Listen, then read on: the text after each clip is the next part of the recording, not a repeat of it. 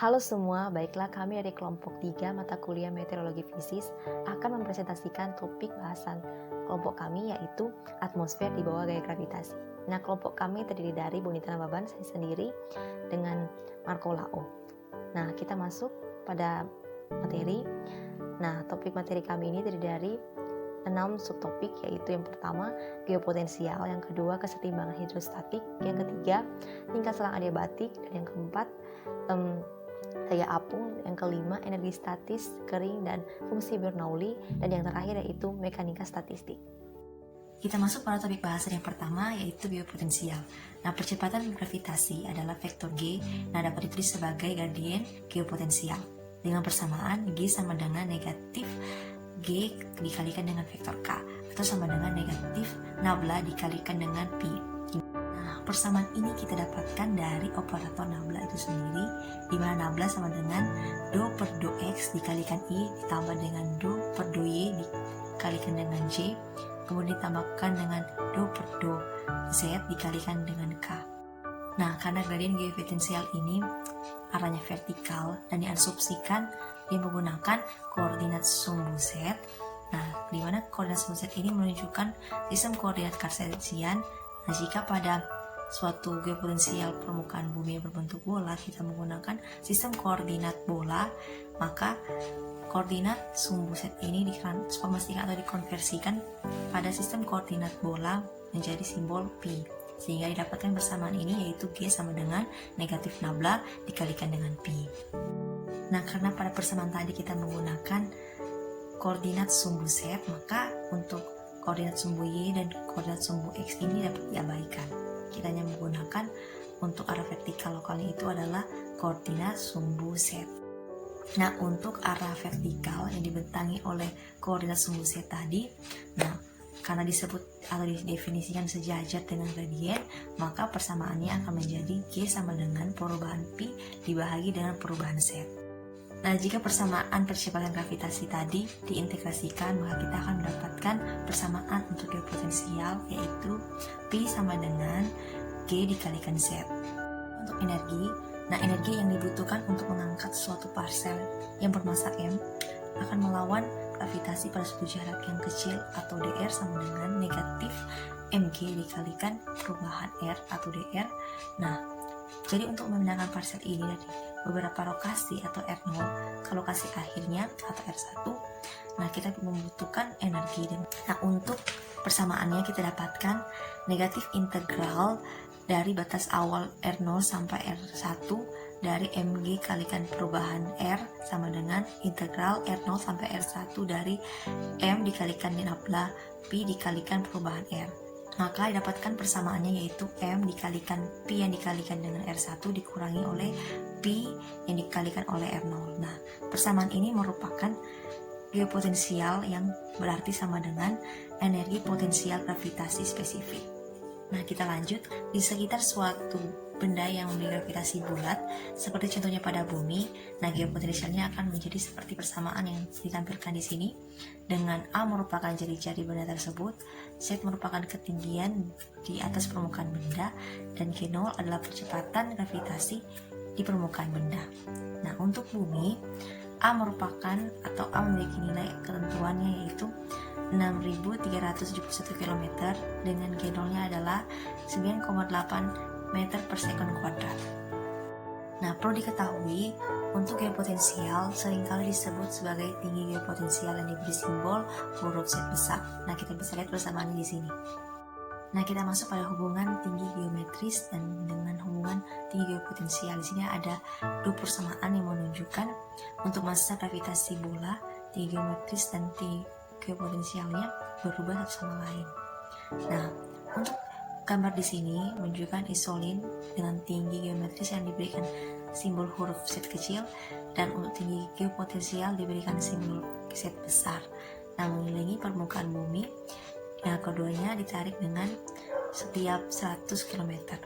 Nah, pada gambar di sini garis putus-putus warna keabu-abuan menunjukkan tinggi geometris Z, dan garis putus-putus yang berwarna merah muda di sini menunjukkan tinggi geopotensial. Kita masuk pada kesetimbangan hidrostatis.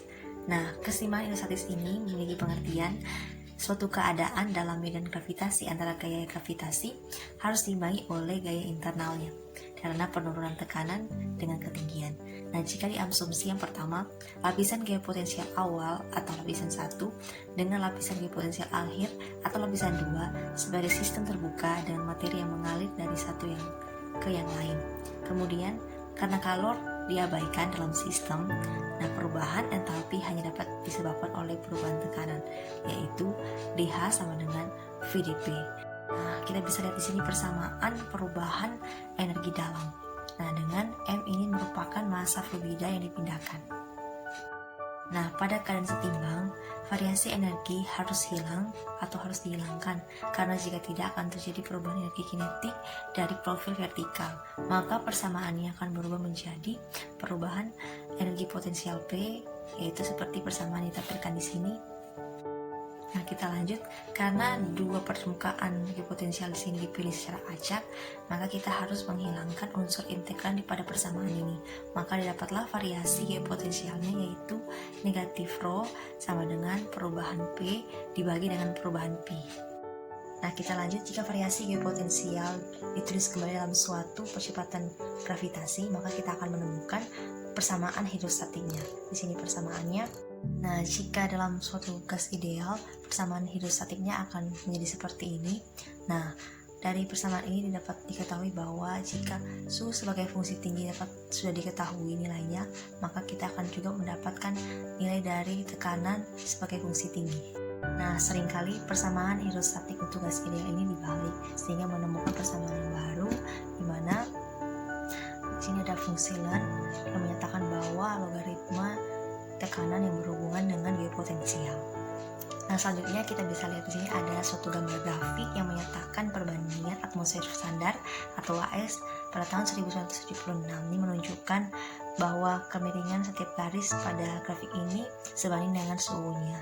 Nah, pada garis tebal menunjukkan profil isotermal, dan pada garis tipis ini menyatakan bahwa profil adiabatik kering dengan laju selang konstan atau G0 per Cp. Nah, dalam keadaan suhu konstan, kita bisa mengintegrasikan persamaan yang sebelumnya dan akan menghasilkan persamaan yang baru. Namun, persamaan ini berlaku pada ketinggian gaya potensial Z karena G bervariasi pada ketinggiannya. Nah, di sini ada sebuah tabel data yang menunjukkan nilai tipikal suhu, tinggi, tekanan, dan massa jenis untuk atmosfer standar pada tahun 1976. Nah, tabel ini telah dibahas melalui gambar grafik yang telah dibahas sebelumnya. Nah, selanjutnya untuk aplikasi lain yang mengonsumsi tingkat selang yang tetap, di sini ada lapse rate dengan simbolnya yaitu gamma, adalah sebuah turunan negatif dari suhu dengan hubungannya dengan ketinggian atau gaya potensial untuk tinggi.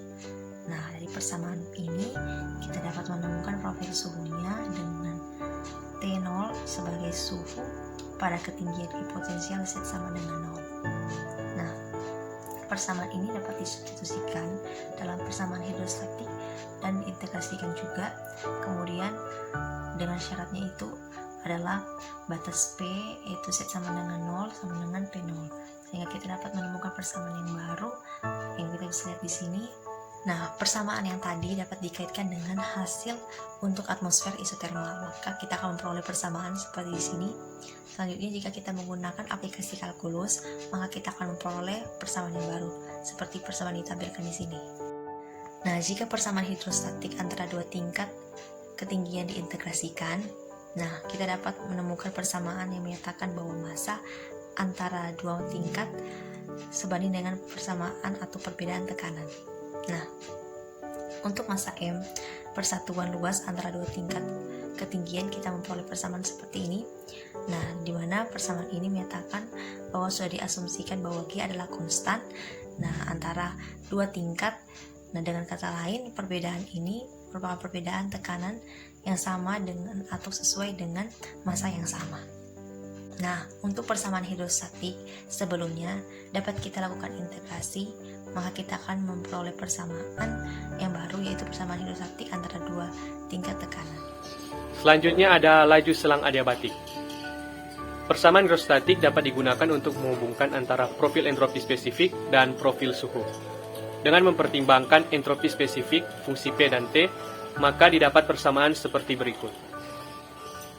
Lalu kemudian dengan mengganti keseimbangan hidrostatik dan menggunakan hubungan Maxwell, maka persamaan tersebut dapat ditulis ulang menjadi seperti berikut. Dengan alfa P adalah koefisien ekspansi isobarik dan Cp adalah kapasitas panas spesifik. Nah, selanjutnya untuk laju selang adiabatik didefinisikan sebagai gamma A sama dengan J alfa P kali T dibagi Cp. Untuk gas ideal, nilai alfa P sama dengan 1 per T, sehingga laju selang adiabatiknya ditulis atau dirumuskan menjadi gamma D sama dengan G per Cp. Laju selang ini sering disebut tingkat selang adiabatik kering. Oleh karena itu digunakanlah subskrip D. Persamaan ini juga berlaku untuk laju selang adiabatik di ketinggian geopotensial jika G diganti dengan G0. Nah, untuk laju selang adiabatik kering untuk atmosfer bumi adalah sekitar 10 K per km.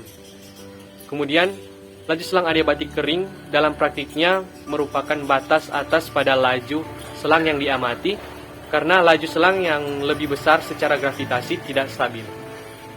Kemudian, laju selang adiabatik menjelaskan bagaimana suhu parsial berubah dengan ketinggian jika bergerak secara adiabatik dalam vertikal.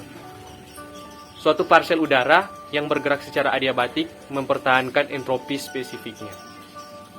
Laju selang adiabatik kering menjelaskan efek Foehn, di mana udara turun dari gunung secara adiabatik dan suhu udara itu akan meningkat sesuai dengan laju selang adiabatik kering. Selanjutnya, daya apung. Stabilitas vertikal atmosfer bergantung pada berat parsial yang relatif terhadap lingkungannya. Jika lebih hangat dan lebih ringan, maka parsial akan mengalami gaya apung ke atas, sesuai dengan hukum Archimedes. Dan jika lebih berat dan lebih dingin, maka parsial akan mengalami gaya apung ke bawah. Nah, menurut hukum Archimedes, gaya apung ke atas F pada parsial fluida didefinisikan sebagai berikut. Nah, untuk gaya ke atas spesifik pada suatu parsial disebut dengan gaya apung. Secara matematis didefinisikan sebagai berikut. Jadi, daya apung disebabkan oleh perbedaan relatif dalam volume spesifik parsial dan lingkungannya. Kemudian untuk gas ideal, gaya apung dapat ditulis sebagai berikut.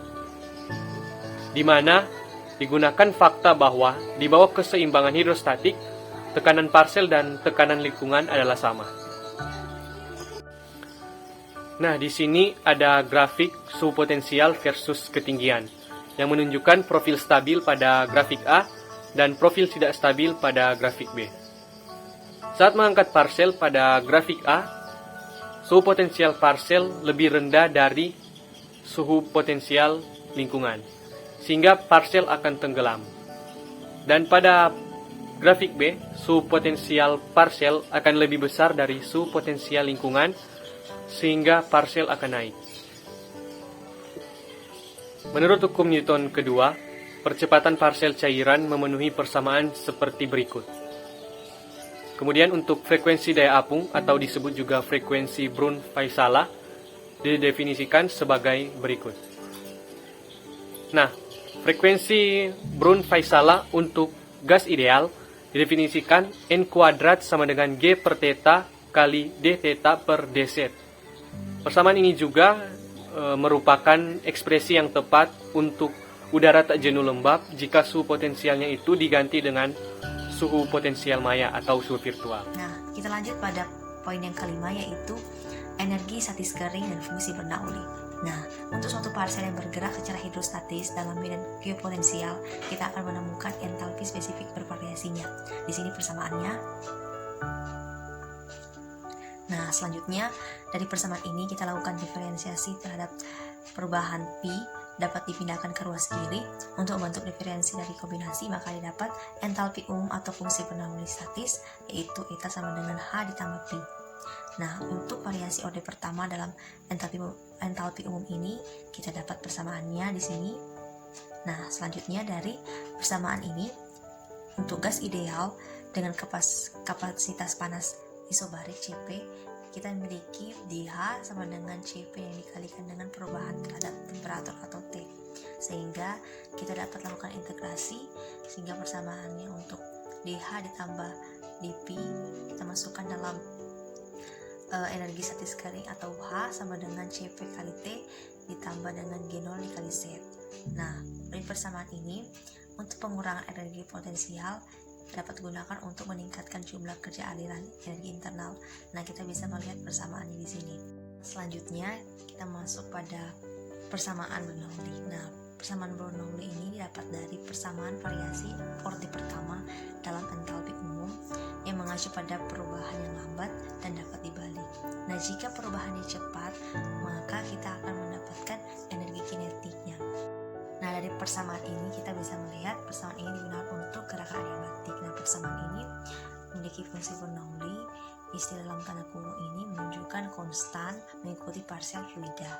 Nah, persamaan ini perlu diketahui digunakan atau berlaku jika tidak ada sumber energi yang lain untuk paket tersebut. Nah, selanjutnya di sini kita bisa melihat suatu bentuk fungsi Bernoulli yang lain yang lebih familiar, di mana kerapatan untuk setiap parsial fluida adalah konstan.